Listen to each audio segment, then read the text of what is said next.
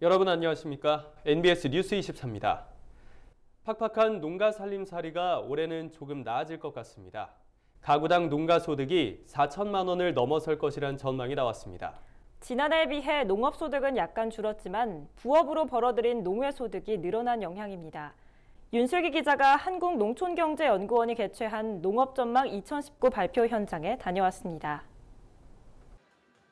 한국농촌경제연구원은 어제 열린 농업전망 2019 발표대회에서 올해 가구당 농가소득이 지난해보다 1.1% 늘어 4,006만 원을 기록, 처음으로 4천만 원대에 진입할 것이라고 전망했습니다. 2005년 농가소득이 3천만 원대를 돌파한 이후 앞자리가 바뀌는 것은 14년 만입니다. 그러나 농가소득을 높이는 건 농업소득이 아닌 농외소득입니다. 농업소득은 연간 1,052만 원으로 지난해보다 1.9% 줄어들지만 농외소득은 1,758만 원으로 전년 대비 4.4% 늘어날 것으로 예상됩니다. 농외소득은 쉽게 말해 부업으로 번 소득입니다. 농가가 농촌 민박이나 펜션을 운영해서 번 돈이나 이웃의 농사일을 대신해주고 받는 일당 등이 모두 농외소득으로 잡힙니다.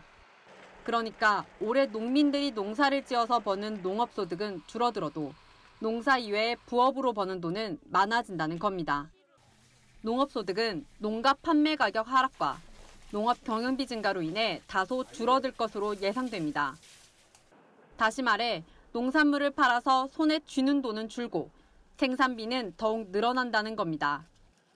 광열비 부담은 주겠습니다만 노인 부분, 그다음에 기자재 부분, 그다음에 임차료 이런 부분들이 전반적으로 조금 상승할 것이기 때문에 농업 경영비가 상승폭이 있을 거다 이렇게 예상을 하고 있습니다.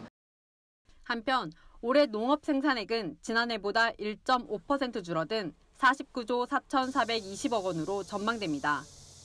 지난해 많이 올랐던 쌀과 한우 가격이 올해는 다소 낮아질 것으로 예상되기 때문입니다.